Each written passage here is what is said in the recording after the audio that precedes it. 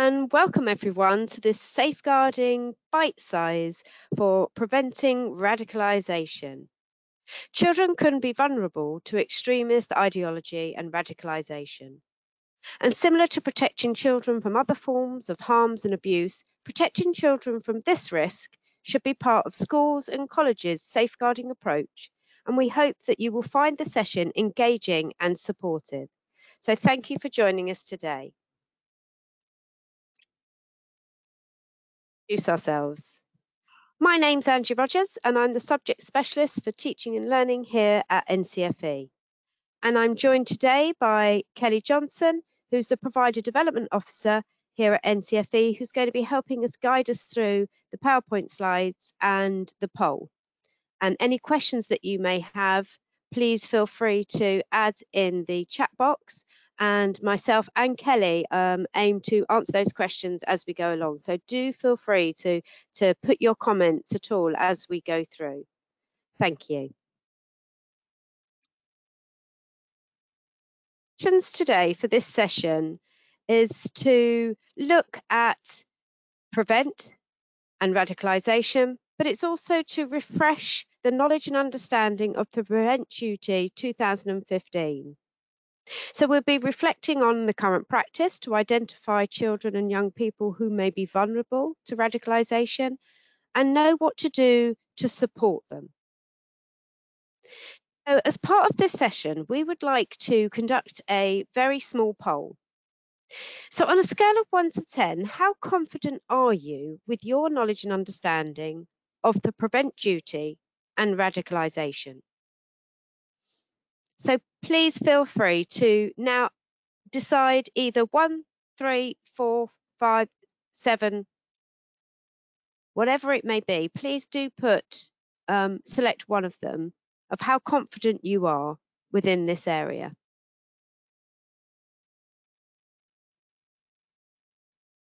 Just give everybody a moment to add their selection, and we'll go back at the end of this, at the end of the session, to look back at what we've learned. So we can see there that we've got between 3 and 4. So this is looking good. This is positive. Because I'm hoping from the information that we're going to offer you today that by the end of this session, you'll feel a little bit more confident. And within the session, we provide lots of information as well as web addresses and information that can guide you further into building up your confidence within this area. Today, we're going to be looking at what does it mean? Radicalisation, extremism, terrorism, prevent and channel. And I'm hoping by the end of this session, we'll be able to answer those questions. So please feel free to pop any questions in the question box at any time. So let's start with radicalisation. Children Safe in Education 2022 gives the definition that it is the process by which a person comes to support terrorism and extremist ideologies associated with terrorist groups. So let's for a moment what the process may actually involve. Being groomed online or in person. Exploitation, which of course includes the sexual exploitation. Might be psychological manipulation, and again, this could be online or in person or through other media platforms. Exposure to violent material and other inappropriate information, again, online. The risk of physical harm or death through extremist acts. Now, early detection and referral are vitally important, offering the best chance of stopping people from being drawn into terrorism. So the Keeping Children Safe in Education 2022, which is the statutory guidance from the Department for Education, should be read and followed by the governing bodies of maintained schools and colleges, the proprietors of independent schools, and this includes academies and non-maintained special schools, and management committees of all pupil referral units. And this information should be disseminated to all members of staff. Perhaps you could jot in the question box how this information is disseminated within your setting. Schools and colleges must have regard to this guidance when carrying out their duties to safeguard and promote the welfare of all children. So please look at a copy of the most up-to-date publication or access the link provided within this webinar.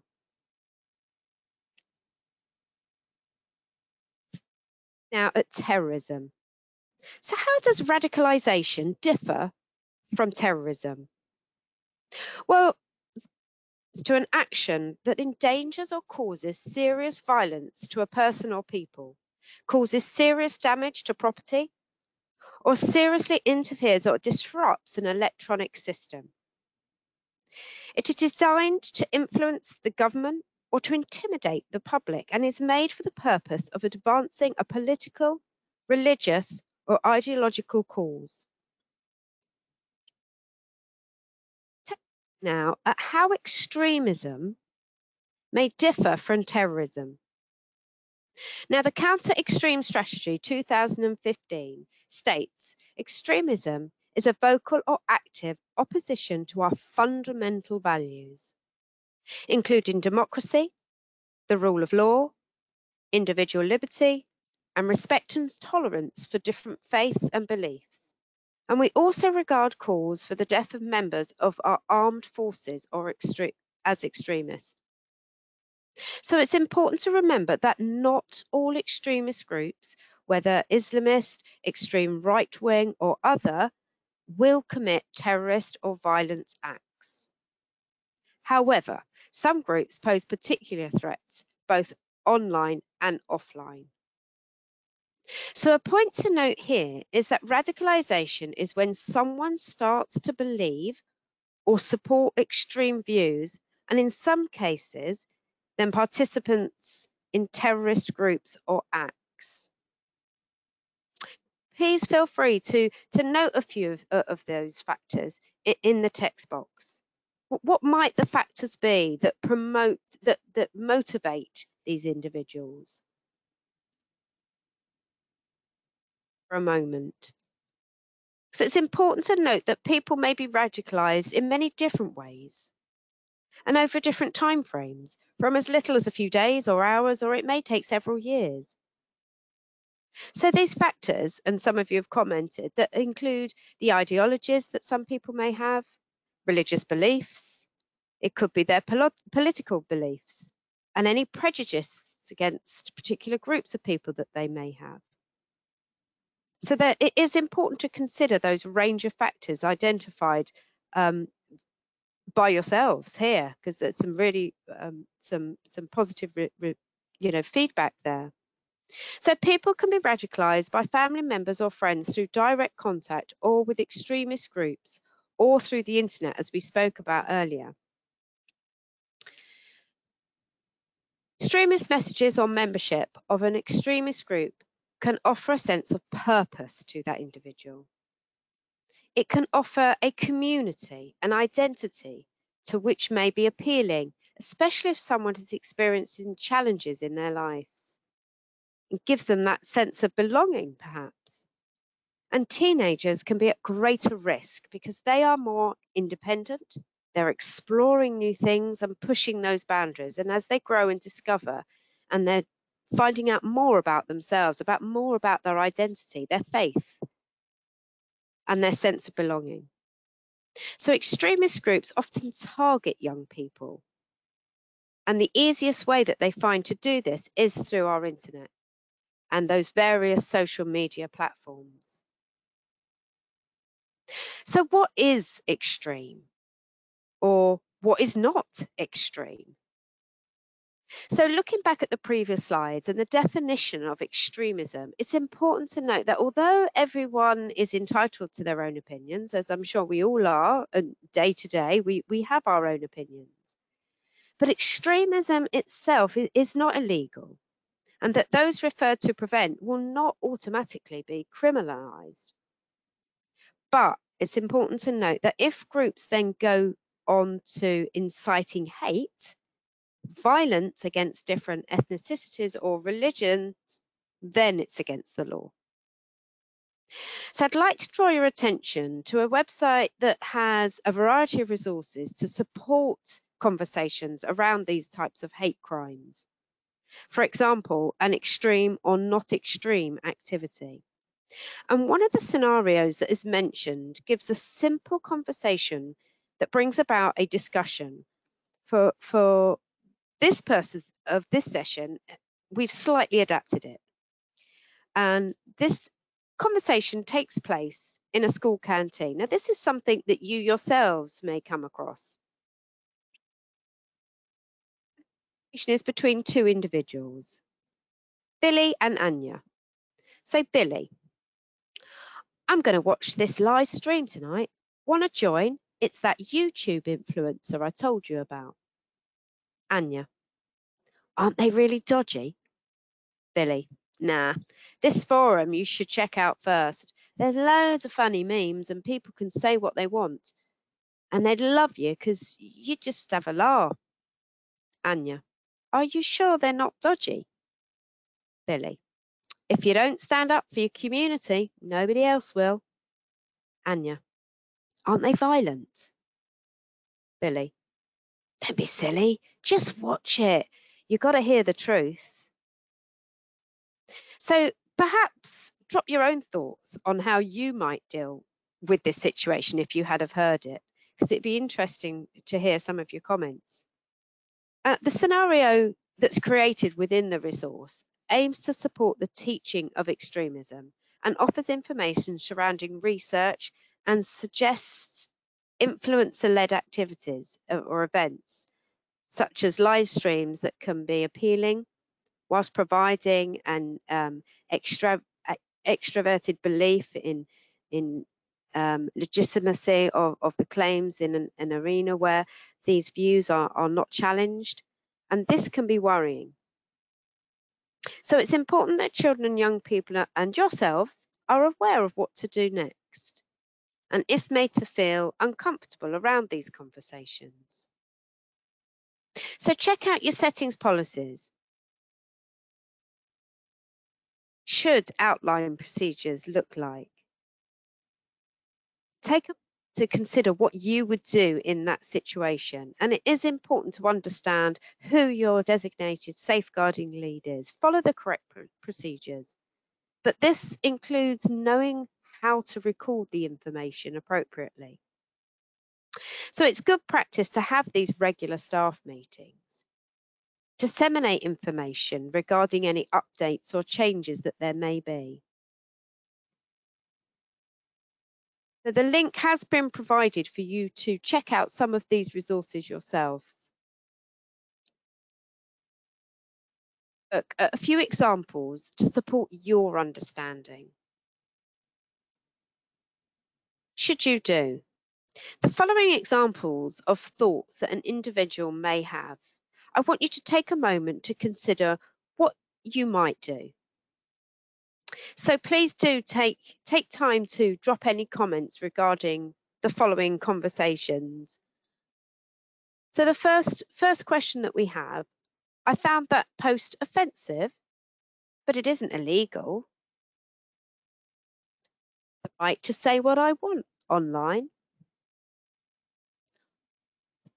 Looking at a video or a terrorist attack, or forwarding it to my mates. I'm not breaking the law if I like a meme or post.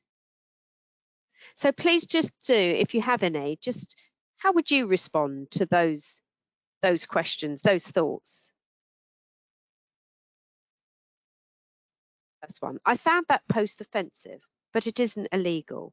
What should you do in this instance? Well, you can report the post directly to the platform or site, asking them to remove it. And if you know the person who posted it, you could ask them to remove it too. Remember not to share it. And I know that some of you have put that in the chat box. But you might want to take a screenshot as evidence, because remember, it's really important to have the evidence to back up any issues that you may have. So let's look at one. I have the right to say what I want online. Now, we all know that free speech is an important part of our democratic society. However, when speech is threatening or abusive, it can be illegal, online as well as offline. And this is to protect people. So whilst hate speech may not be deliberately intended to cause harm, it could incite violence, especially as things can escalate rapidly online. I've been looking at a video or a terrorist attack or forwarding it to my mates. Well, by forwarding terrorist content, you could be committing the offence of disseminating terrorist material, which again could make you liable to arrest or prosecution. So by looking at it, you are playing into the terrorists' hands because this is exactly what they want. So be mindful that the content could be very graphic, could be violent, intimidating, which could be emotionally distressing to you or others. Last one. I'm not breaking the law if I like a meme or a post. Well, you may not be breaking the law, but be mindful that it is a common tactic by extremist groups to put out content that seems harmless. By using humour and relating it to current events, it may not appear implicitly violent, but it is designed to plant a seed and incite strong feelings in people or normalise hateful behaviour. And this can make it easier to dehumanise people. So whilst it may seem like just a joke, sharing content can give legitimacy to extremist views as hateful ideas become ingrained and more widely accepted. Looking at some of the comments, you're absolutely right. We, as practitioners and people within the sector, we need to be aware of the types of things that our young people may be up against in terms of their vulnerability. So let's take a look at the risk factors.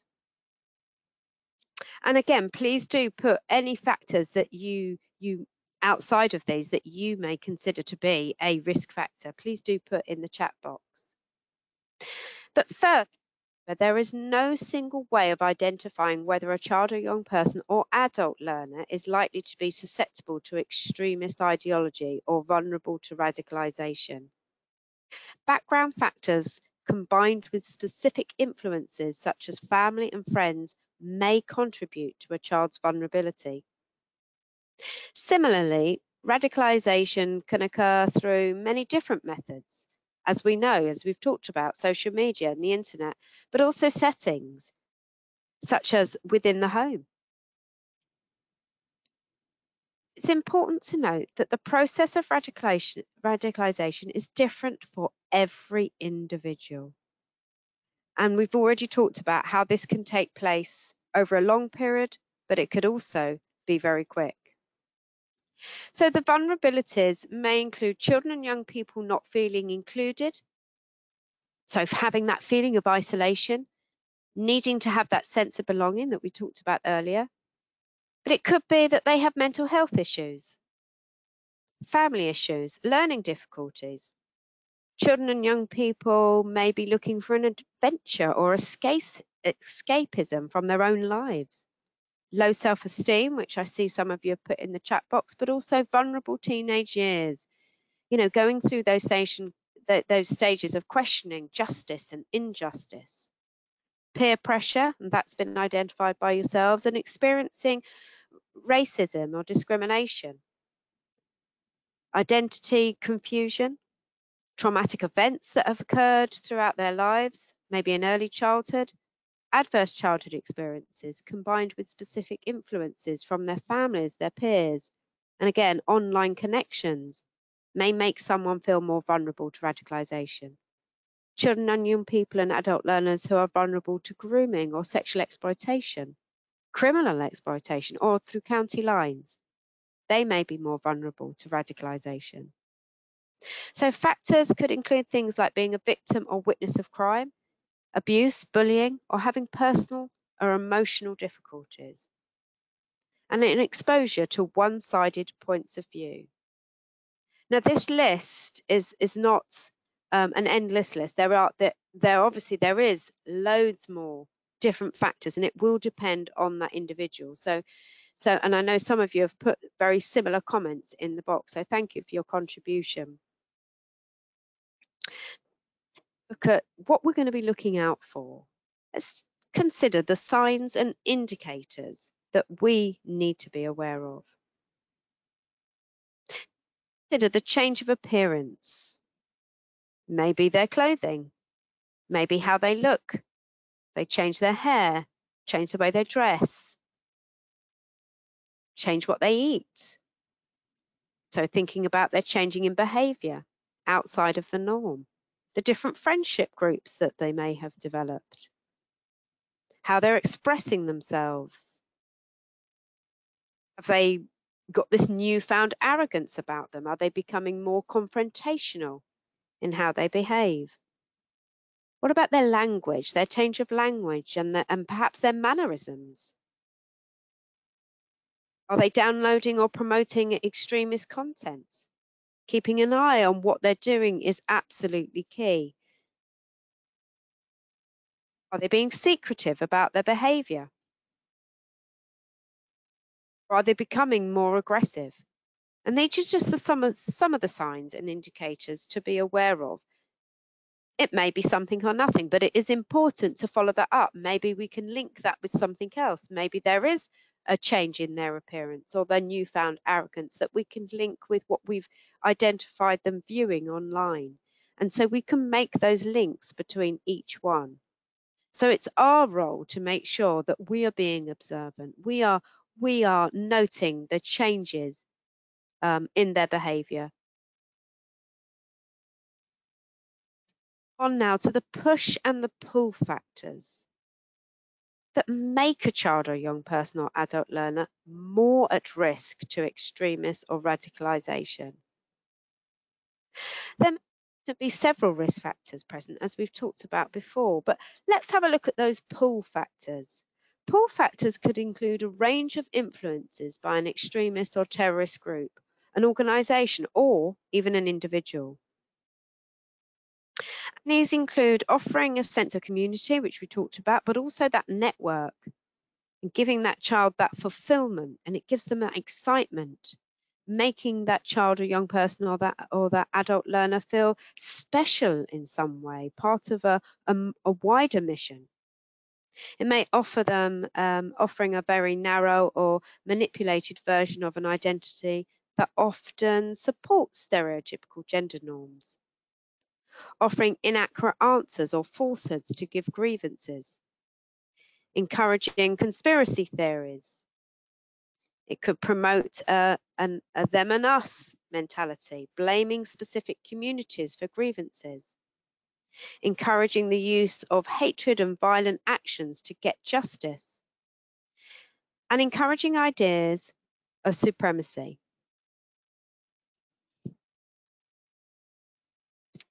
Push factors. Push factors may include a range of feelings that impact the child or young person physically, socially, emotionally, and these could include that feeling of isolation, that they do not belong, that they have no purpose, they have that low self-esteem. Their aspirations are unmet, either by their family or their peers or their setting. They may be angry, frustrated. They have that sense of injustice. They're confused about life or the world that they live in, and real or perceived personal grievances. So it's important to look at not only those signs and indicators, but looking at those factors that we looked at before. What are the push and what are the pull factors? Bringing that whole picture together is really important. So let's consider for a moment how radicalization may look. The use of case studies can be very effective in highlighting some of the vulnerabilities as discussed earlier. Remember, children and young people do not wake up and decide to be radicalized. And as we mentioned previously, it takes time. It is a process, and in that process, it is important for us to be aware, but we have an opportunity to prevent. Remember, we have an awareness of such vulnerabilities, but also working through our professionalism, we can work to protect these young people. So let's take a look at Joseph. Extremism concerns in the classroom. Joseph, 10 years old, extreme right-wing ideology. I want you to consider the questions whilst I read through Joseph's story, and please note any comments in the question box regarding the case study that you may have. But we're going to consider what happens. We're going to look at what support was offered to Joseph and what were the outcomes. So let's take a look at Joseph's story. Joseph was in year 6. He refused to work with a group of children in the class, saying, "It's because they're immigrants. They're nasty. They're not British." He became very angry when other pupils disagreed. He argued that he was right because the older cousins had shown him YouTube videos of immigrants carrying out criminal acts. Joseph had never said anything like this before. To challenge Joseph's behaviour, they asked Joseph what he understood by the term immigrants and why he thought the other students were nasty and not British. Joseph mentioned the YouTube video. So what would you do? Well, let's consider the support that was offered. The teacher guided the class to talk about how many people commit criminal acts. They talked about how it is not unique to one specific group or individuals. Shared details of this incident with the designated safeguarding lead. And they talked to Joseph and discussed this with his parents, and his parents were very supportive and agreed to discuss this with Joseph and his cousin. Joseph showed remorse after his parents had spoken to him, and the school decided to embed and deliver lessons on prejudice, stereotypes, and digital literacy within their personal, social, health, and economic curriculum. The outcomes? Well, the school did not make a prevent referral because there was no other contextual or vulnerability factor. Going back to our factors that we talked about earlier. Joseph also had a positive relationship with his parents, and they were able to talk to him about his behaviour. Joseph was not deemed vulnerable to radicalisation, but the designated safeguarding lead did record this incident in the case of the risk escalated. And this is really important to note. And I know some of you have mentioned that it's important to follow the correct procedures for your own setting in terms of recording incidents such as these. For more case studies, please use the links provided within this session, and you can watch the videos and use the resources to support your own practice. So what can you do? Well, as with other safeguarding risks, staff should be aware and alert to changes in children's behaviours, the behaviours that we talked about earlier, which could indicate that they may be in need of help or protection.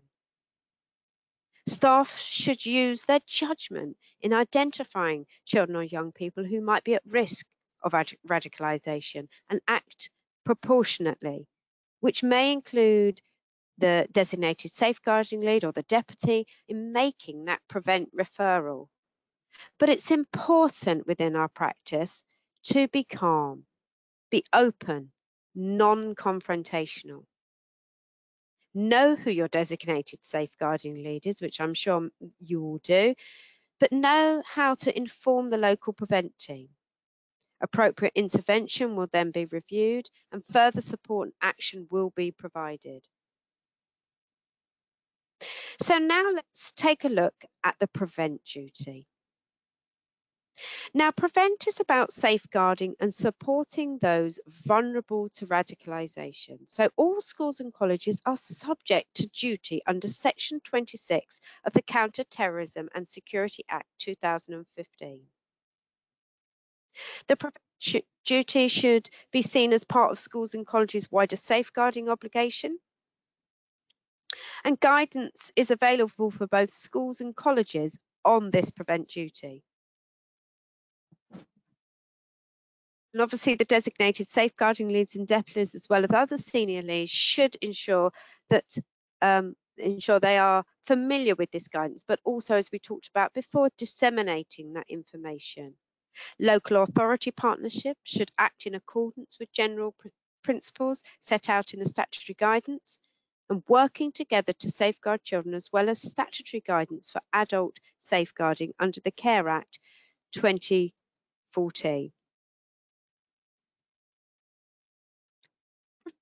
The government's overall counter-terrorism strategies contest.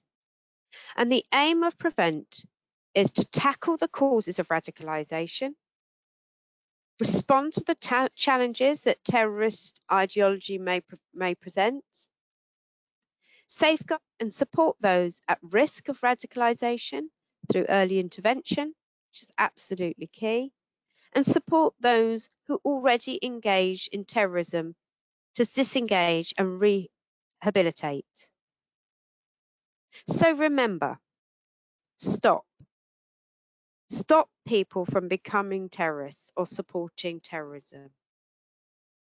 Protect.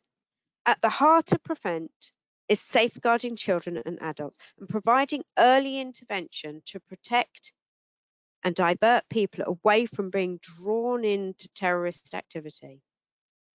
So PREVENT addressing all forms of terrorism, but continues to ensure resources and efforts are allocated on the basis of threats to our national security.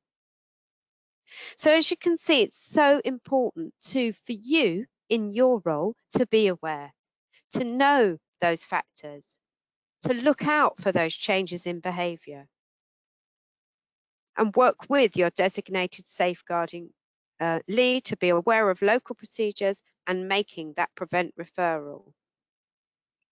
Please check out the web addresses provided on the slides. Look at Channel. So what is Channel? Voluntary confidential support program which focuses on providing support at an early stage to those individuals who are identified as being vulnerable to being drawn into terrorism. And referrals regarding PREVENT may be individually discussed as part of a multi-agency channel panel. This process ensures that vulnerable children and adults of any faith, ethnicity, or background receive support before their vulnerabilities are exploited by those that would want them to embrace terrorism, and before they become involved in a criminal terrorist related activity. So that early intervention is absolutely key. So support is then tailored to an individual's needs. And this could be through monitoring, could be activities, through different types of education, types of support that you may offer in intervention support. And the aim is to identify if the individual is vulnerable to being drawn into terrorism so that appropriate support can be offered. If the child were to leave the school or college, then the designated safeguarding lead would consider if it would be appropriate to share information to allow the continuum of that support. Further details regarding Channel may be found on the statutory guidance on Channel, and the advice is intended to complement the PREVENT guidance and signposts to other sources of advice and support. The Home Office has developed 3 e-learning modules that you may want to take a look at. PREVENT Awareness e-learning offers an introduction to the PREVENT duty. There's PREVENT Referrals, which is e-learning, supports staff to make PREVENT referrals that are robust, informed, and with good intention. And there's also Channel Awareness. And this e-learning is aimed at staff who may be asked to contribute or to sit in on a multi-agency channel panel. So all of those are available through the Home Office. So please do check out what is available for you to go a little bit further and develop your understanding. We're going to go now to another case study. And this case study looks at the channel support. And it's looking at the support and the understanding of channel. Again, please consider the following questions while reading through Abdu's story. So consider what's happening, what support is offered, and what support would you offer? And as we're going through, please do feel free to add your comments. And what were the outcomes? Abdu is 12 years old, Islamist ideology. Abdu is in year 7 and has been subject to bullying in the past. He has one brother who he didn't get on with, which made life difficult at home. His grandmother has recently passed away, and he spent a lot of time on the internet, unsupervised, and had few opportunities to socialize with others. Abdu made comments at school which suggested support for Daisha, and he agreed with Daisha's views, including their views on violence, and had strong dislike of Christians. The school referred Abdu to Prevent. Abdu's parents were supportive but found it difficult to steer him away from the subject on which he had become fixated. Abdu's online activity involved watching beheading videos, and the school felt that he was at risk of being groomed online. So let's take a look at the support. What support could be offered? Well, the designated safeguarding lead attended the channel panel, taking a proactive approach and engaging with the process. Abdu's parents were also very supportive. Abdu was clearly vulnerable, and the channel panel adopted the case. The channel panel agreed upon an intervention provide to support Abdu. The intervention provider held monthly sessions and was able to build really good relationships with him. Other forms of support included a youth club offered through the Youth Service and the National Citizenship Scheme, which made sure that Abdu was less isolated, which really helped improve his confidence. It also encouraged Abdu to develop his personal and social skills by, working on skills like leadership and teamwork and the communication with others. And I see that some of you have agreed with that type of support, allowing him to, form friendship, encouraging that friendship with others outside of school. So let's look at the outcomes. Well, Abdu's first session with his intervention provider was really positive. The intervention provider was able to answer Abdu's questions about his ideology and satisfy him with the answers. Abdu felt less isolated, partly due to joining the Youth Service and the National Citizenship Service, but also the support from the school and his parents. So having that network around him has really helped.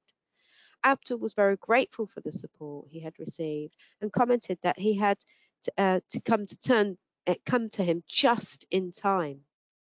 And the case was eventually closed by the channel panel, following a range of reviews to ensure positive, sustainable outcomes moving forward. And this is a positive outcome, but sadly not all will be as positive as Abdul. So we need to ensure that we do notice those changes and step in at those early opportunities and consider those referrals. So what are the settings expectations? To ensure the following. And we've talked about this before, about the policies, procedures that may be in place. Now, these will vary depending on the type of setting that you are at. So it's really important that you take that responsibility for yourselves to keep up to date. Make sure that they are reviewed regularly. Make sure that that information is disseminated about any changes. But also looking at the risk assessments within your own setting. Think about the children, consider the needs of the children. Gain a community knowledge, but provide a safe space for the children and young people to talk, have those open conversations and develop that critical thinking skills. Have those open conversations in those learning environments so that children can learn from one another. Know the children and young people, and absolutely make sure you're observing and looking out for changes in their behaviours. And I can see some of you have noted that in the chat box as well, that is absolutely key, is to keep on top of the children, know your children. So let's take a look at the fundamental British values. Well, the Education Act 2002 states that all maintained schools must promote the spiritual, moral, social, cultural development of their pupils. And through ensuring pupils' SMSC development, schools can also demonstrate that they are actively promoting the fundamental British values, meeting requirements for collective worship, establishing a strong school ethos supported by effective relationships throughout the school, providing relevant activities beyond the classroom are all ways of enriching pupils' SC development.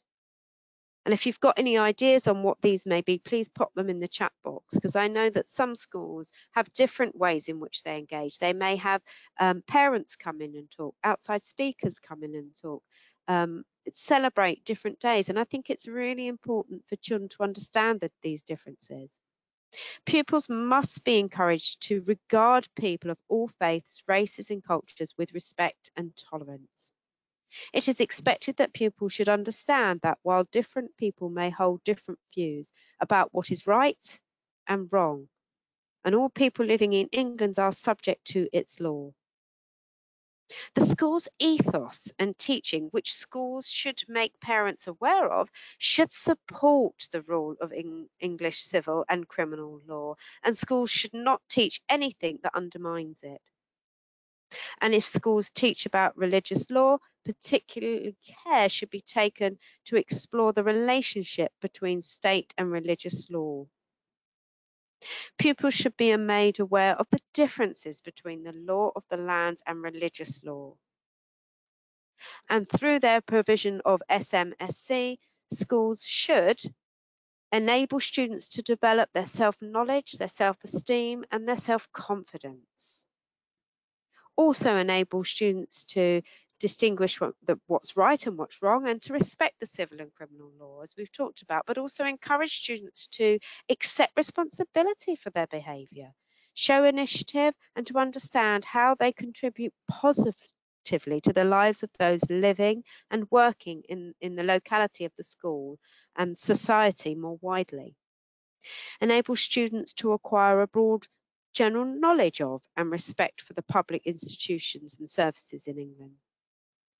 Further tolerance and harmony between different cultural traditions by enabling students to acquire the appreciation of and respect of their own and other cultures, like I talked about, is celebrating those days, having people in to talk about what they do. Let's get an understanding of different individuals and encourage that respect for one another. Do you think this might be achieved in schools? So please do put your comments in the chat box. So let's take a look at the next slide. The teaching standards expect teachers to uphold public trust in the profession and maintain high standards of ethics and behaviour within and outside school. And this includes not undermining the fundamental British values. So let's take a look at how this might be achieved. Well, include in suitable parts of the curriculum, and this has to be appropriate for the age of the children, material on the strengths and advantages and disadvantages of democracy and how democracy and the law works in Britain, in contrast to other forms of government in other countries. This also might be achieved through listening to children's voice. Let them have their say. Demonstrate how democracy works by actively promoting a democratic processes such as school councils or whose members are voted for by the pupils. Use opportunities such as general or local elections to hold mock elections to promote fundamental British values and provide pupils with an opportunity to learn how to argue their case and defend their point of view. But also use teaching resources from a wide variety of sources to help the children understand a range of faiths, as we talked about. But consider the role of extracurricular activities, including any run directly by pupils in promoting those fundamental British values. These are just a few ideas. Schools and colleges may have their own ideas linked to stages of development and needs around the children. Settings, for example, for maintained schools, the Department of Education has published a non-statutory advice on the requirements to actively promote the fundamental British values in schools and how this can be met through the general requirements in the 2002 Act to promote the spiritual, moral, social and cultural development of pupils. And for independent schools, including academies, the requirements to promote British values is explained on page 18 of the guidance on meeting the independent school standards. So please do check out the web addresses that are within this session. You or others do next. Well, there are many ways you can improve your own professional practice and that of your setting. And through listening to this bite-sized webinar, we hope that it has given you a taster into radicalisation and prevent, and which can be disseminated to others within your setting. There's also a wide range of resources online, such as the Educate Against Hate. This is a government website designed to support school teachers, leaders, to help them safeguard their students from radicalisation and extremism. The platform provides free information and resources to help school staff identify and address the risks, as well as build resilience to radicalisation. There's also Education and Training Foundation, the ETF, which offer advice specific to further education and hosts the Prevent for FE and training.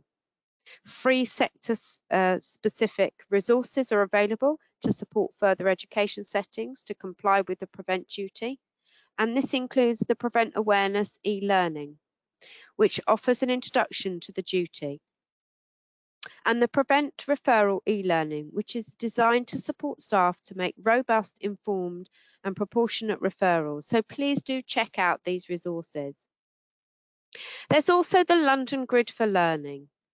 It's been produced, which is a useful resource and can be found. There is a link to it within this session. So please do check out those links. But there's also government training that can be accessed, and the government training is there to provide you more in-depth support, and this could be disseminated again through people that you work with, but other sectors that are not covered may also complete the training, and this training can include the Prevent duty, different forms of extremism, terrorism, everything that we've talked about today. So please do check out those links.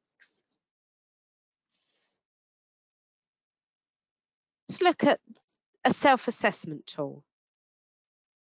There is a self-assessment tool that helps providers to understand how well embedded your policies and practices are, and to encourage a cycle of continuous review and improvement. The tool has been designed to assist the FE sector to review their Prevent related responsibilities in line with Section 26 of the Counter-Terrorism and Security Act 2015, as well as Ofsted Education Inspection Framework. The tool should be used in conjunction with Prevent statutory guidance and the Education Inspection Framework. So please do check out those self-assessment tools. I've included some of the useful links that I've talked about throughout the session today.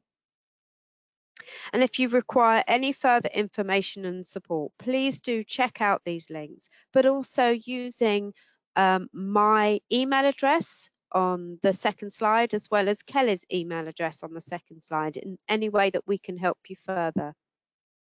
So this webinar was a bite-sized CPD session where we provided an opportunity for you to refresh your knowledge and understanding of Prevent 2015.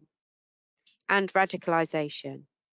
And there has also been the opportunity to reflect on your own current practice, and thank you for those that have contributed throughout, because it's important that we all work together to protect children and young people at being vulnerable to radicalisation.